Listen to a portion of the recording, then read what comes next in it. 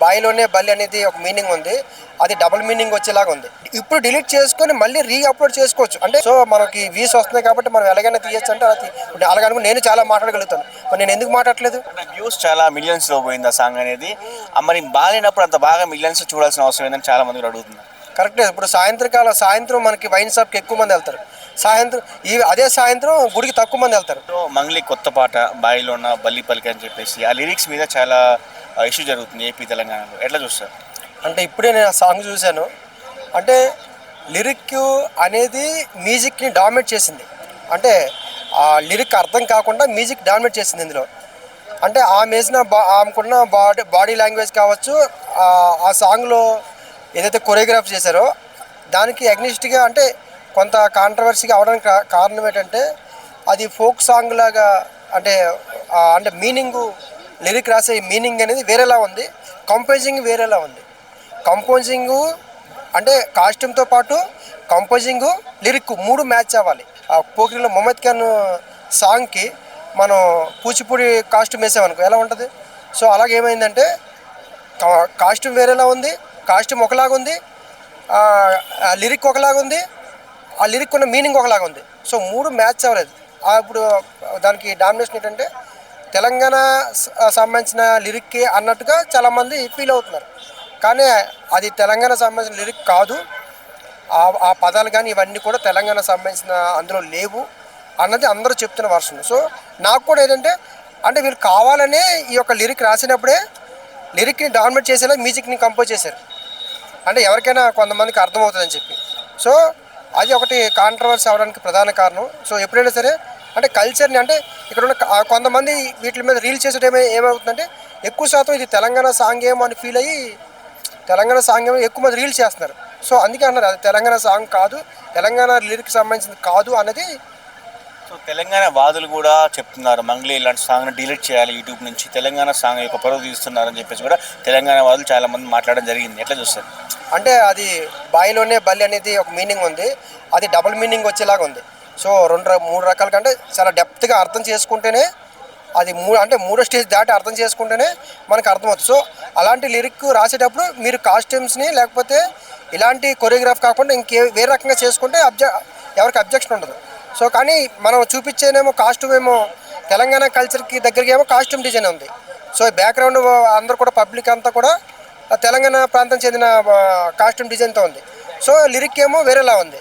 So ఇలాంటి చేసినప్పుడు ఏమవుతుందంటే వీళ్ళ మనోభావాలు ఖచ్చితంగా దెబ్బతినే అవకాశం ఉంటాయి. ఫోక్ సాంగ్స్ అంటే గుర్తుకొచ్చే తెలంగాణ. సో ఏపీ వాళ్ళు కానీ వేరే వాళ్ళు కూడా తెలంగాణ సాంగ్స్ కించపరిచే విధంగా ఈ పాట వల్ల కించపరుస్తున్నారనే మాటలు వస్తున్నాయి. ఇన్ని రోజులు కష్టపడ్డ ఫోక్ డాన్సర్స్ కష్టపడ్డ కష్టం అంతా ఈ ఒక్క పాటతో పోయిందనే విధానంగా కూడా ఉంది. అంటే గతంలో మగధీర సినిమా కూడా వంగపండు గారు నా లిరిక్ని ఈ యొక్క రాజమౌళి గారు కాపీ చేశారని చెప్పారు. అంటే ఏదైతే ఒరిజినాలిటీ ఉంటుందో ఆ ఒరిజినాలిటీ అనేది జానపదం సంబంధించిన కొన్ని ఉంటాయి, వాటిని వీళ్ళు సొంతంగా వేరేకి డైవర్ట్ చేసేటప్పుడు వీళ్ళ అనుమతి తీసుకోవాలి, లేదా వీళ్ళకి కించపరిచేలాగా ఉండకూడదు. సో ఎందుకంటే అది ఆ లిరిక్ అనేది దాని అర్థం మారిపోయింది కాబట్టి ఖచ్చితంగా ఇలాంటి తప్పే ముందు రిలీజ్ చేస్తే ఒక్క పాట వల్ల AP Telangana folk songs fight జరుగుతుంది ఖచ్చితంగా. అవసరమైతే ఎక్కడైతే లోపం ఉందో దాన్ని డిలీట్ చేసి కూడా మళ్ళీ లిరిక్ని కొంచెం మార్చుకొని మళ్ళీ అప్లోడ్ చేసుకోవచ్చు. ఎక్కడైతే అబ్జెక్షన్ ఉందో దాన్ని మార్చుకోవడానికి వీళ్ళు సిద్ధంగా ఉండాలి. వ్యూస్ చాలా మిలియన్స్లో పోయింది ఆ సాంగ్ అనేది. మరి బాగాలేనప్పుడు అంత బాగా మిలియన్స్ చూడాల్సిన అవసరం ఏందని చాలా మంది అడుగుతున్నారు. కరెక్టే. ఇప్పుడు సాయంత్రం మనకి వైన్ షాప్కి ఎక్కువ మంది వెళ్తారు. అదే సాయంత్రం గుడికి తక్కువ మంది వెళ్తారు. అలానే వైన్సే కరెక్ట్ అని అనలేం కదా. సో ఆ లిరిక్లో ఆ డబుల్ మీనింగ్ ఉంది కాబట్టి అంత రీచింగ్ వచ్చింది. నిజంగా ఇదే ఉంటే అది అంత రాదు. సో వాళ్ళు వ్యూస్ కోసం ఇక్కడ కల్చర్ని డామినేట్ చేసేలా ఉండకూడదు. అంటే వాళ్ళ వ్యూస్ ఎలా రావాలి అని లిరిక్ రాసేటప్పుడే చూస్తారు, ఏ లిరిక్ వాడితే ఎక్కువ వ్యూస్ వస్తుంది, దానికి ఎలా కంపోజ్ చేయాలని. సో దానివల్ల అంటే ఒక ప్రాంతాన్ని కొంచెం అంటే కించపరిచేలాగా ఉండకూడదు. ఇప్పుడు ఆ సాంగ్ డిలీట్ చేయాలా వద్దా? ఖచ్చితంగా చేసుకోవచ్చు, తప్పే ఉంది. అంటే ఇప్పుడు డిలీట్ చేసుకొని మళ్ళీ అప్లోడ్ చేసుకోవచ్చు. అంటే ఏదైతే ఉందో దాన్ని మాడిఫై చేసుకున్న తర్వాత ఇంకో వీడియో అప్లోడ్ చేసుకుని ఇంకో సాంగ్ మళ్ళీ ఖచ్చితంగా దీన్ని డిలీట్ చేసుకోవచ్చు. దాన్ని అప్లోడ్ చేసిన తర్వాత చాలాసార్లు మనకు కూడా జరుగుతాయి. కొన్నిసార్లు మన వీడియోలు కూడా కొన్ని బాగోకపోతే ఏదైనా తేడా వస్తే మనం అప్లోడ్ చేసిన వీడియోని మళ్ళీ ఇంకో వీడియో దానికి ఎక్స్ప్రెషన్ చేస్తూ వీడియో అప్లోడ్ చేసి ఆ తర్వాత ముందున్న వీడియోని డిలీట్ చేస్తాం.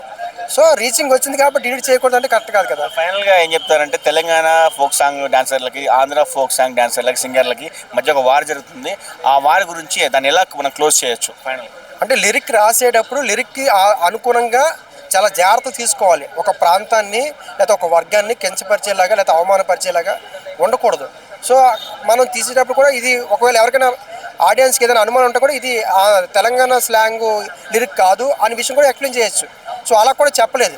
అలా చెప్తే ఎలాంటి సమస్య కూడా ఉండదు. సో ఇక్కడిది కాదు ఇది, అక్కడిది మా నెల్లూరుదో లేదా గుంటూరుదో అని చెప్పుకుంటే ఆ పబ్లిక్ కూడా హ్యాపీగా ఫీల్ అవుతారు. పక్కన చూస్తే మంగ్లీ కూడా ఏపీ ప్రాంతానికి చెందిన అమ్మాయిలా కూడా చెప్తున్నారు. సో ఆమె ఇక్కడ తెలంగాణలో హైలైట్ అయ్యి మళ్ళీ ఇలాంటి పాటతో కాంట్రవర్సీ అవడం ఎట్లా చూస్తారు? అంటే మంగ్లీ ఎక్కువ కాంట్రవర్సీ అవడానికి కొన్ని ఎలక్షన్ తర్వాత నుంచి ఆమెకి బాగా కాంట్రవర్సీ అవుతుంది.